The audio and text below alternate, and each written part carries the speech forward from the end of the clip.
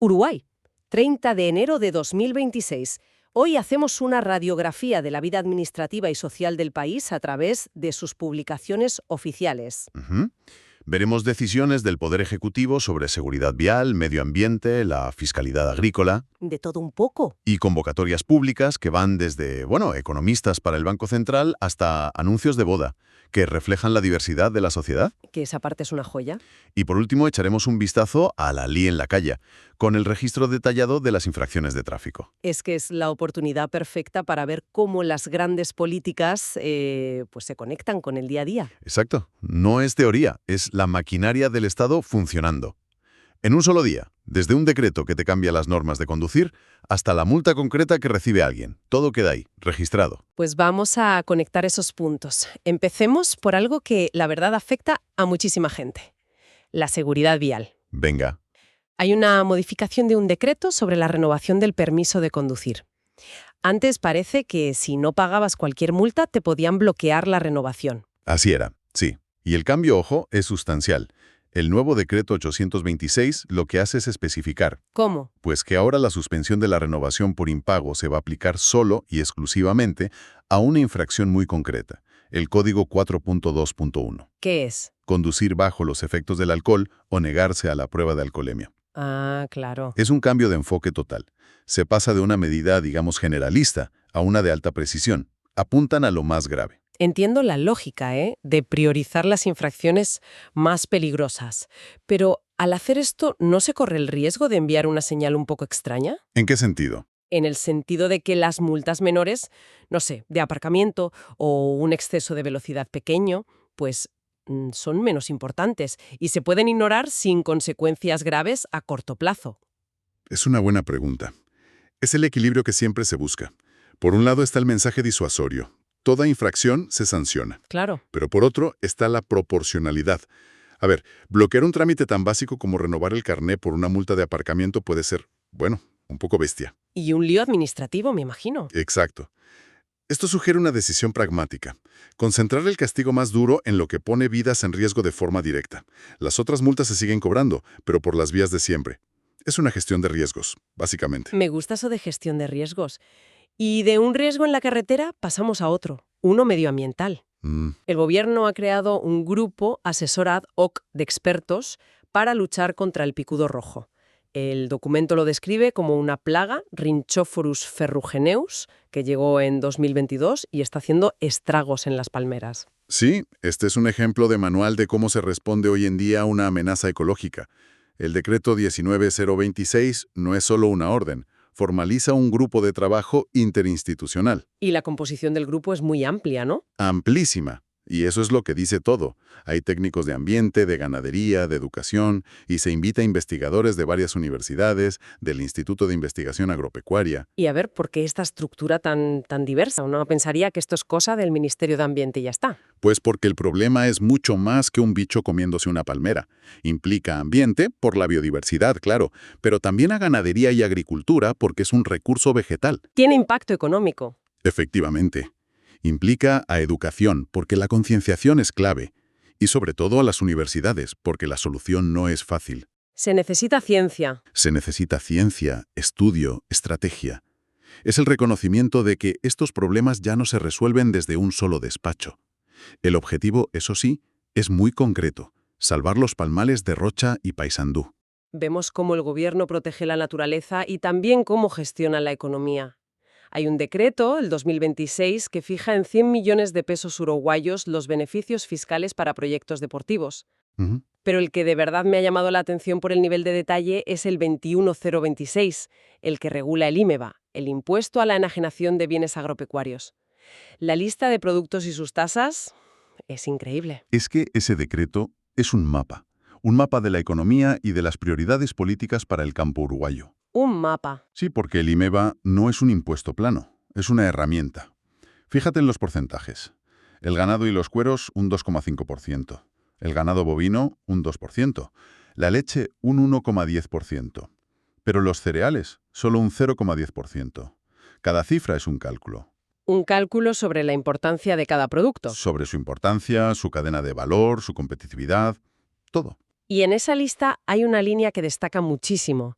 El cannabis, tanto el psicoactivo como el de uso medicinal, tiene una tasa del 0,00%. cero. Cero. ¿Qué leemos aquí? ¿Es para incentivar una industria nueva o es que no saben muy bien cómo valorarlo todavía? Probablemente una mezcla de las dos cosas. Poner una tasa del 0% es un incentivo fiscal potentísimo.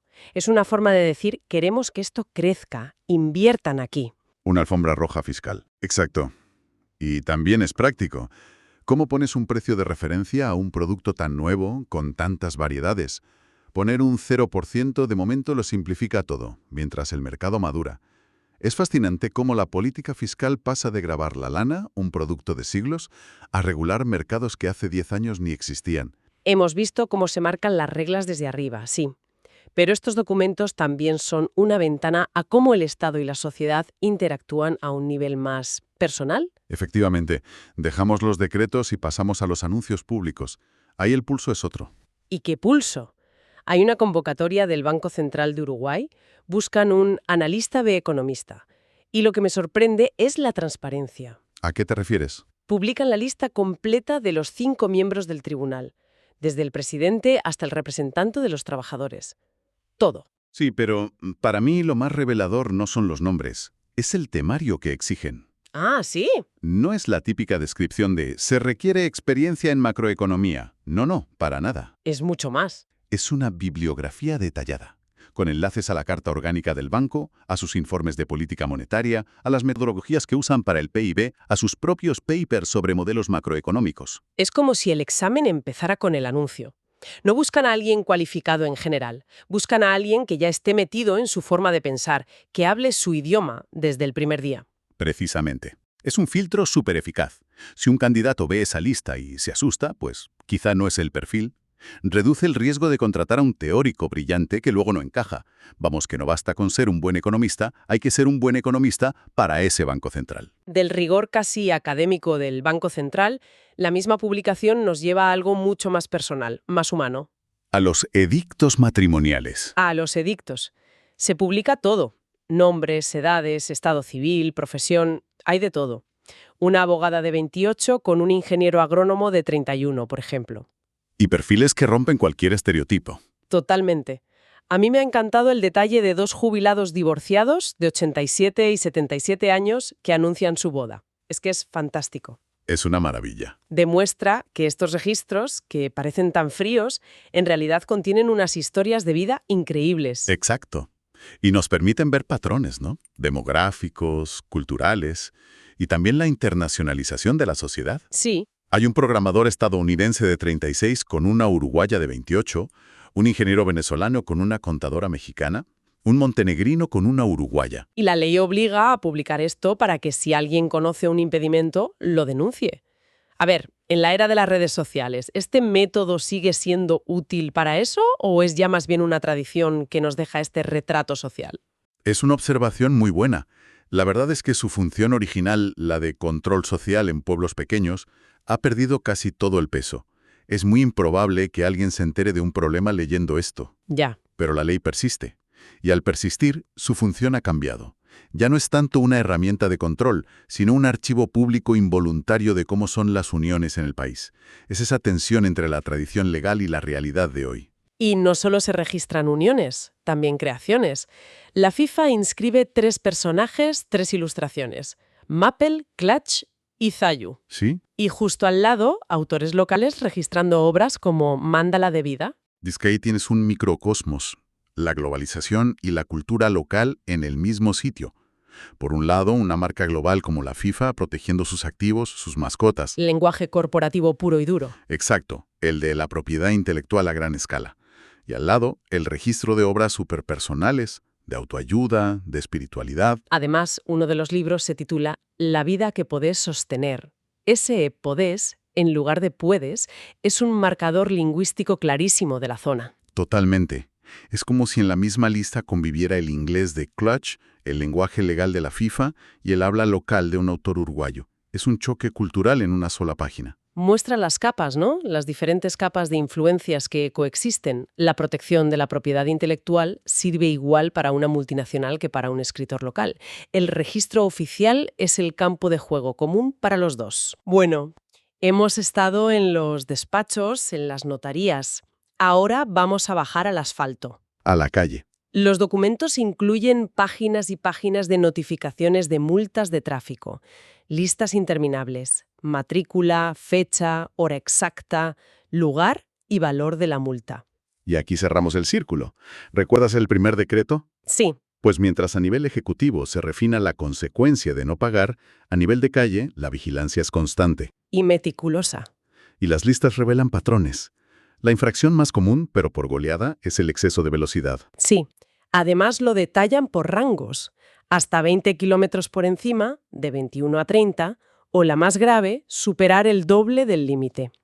Y las multas se miden en unidades reajustables. ¿Mm? ¿Qué son exactamente estas unidades reajustables? Porque no es una cifra en pesos.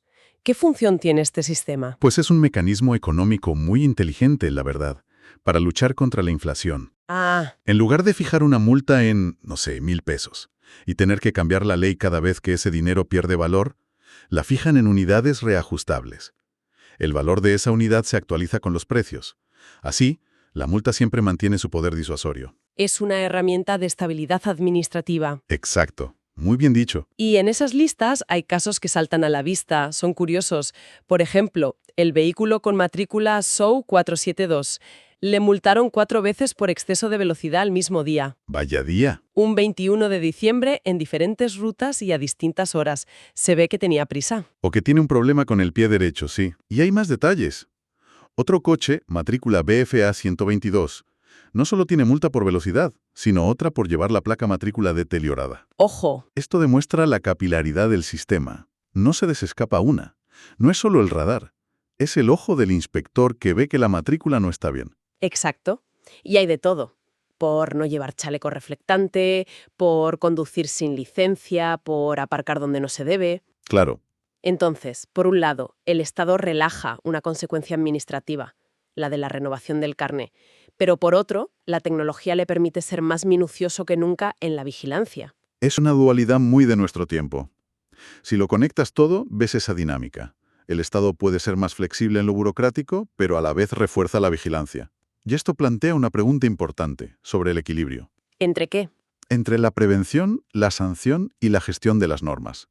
No se trata solo de castigar, sino de gestionar un sistema complejo de la forma más eficiente y justa posible. Al final, lo que hemos visto hoy, desde un comité de expertos para salvar palmeras hasta una multa por una matrícula sucia, es, bueno, es la manifestación escrita del contrato social de un país. Totalmente. Son las reglas del juego, las grandes y las pequeñas, las que la comunidad ha acordado para poder funcionar. Es la burocracia, ¿sí? Pero la burocracia es el andamio invisible que sostiene la convivencia. Cada decreto, cada multa, cada edicto es un ladrillo de ese edificio. Exacto. Y eso nos deja con una reflexión final. Si un documento como este es un reflejo tan detallado de cómo una sociedad se organiza y convive, ¿qué revelaría una publicación similar de nuestra propia comunidad sobre lo que de verdad valoramos y las normas que hemos elegido para nuestro día a día?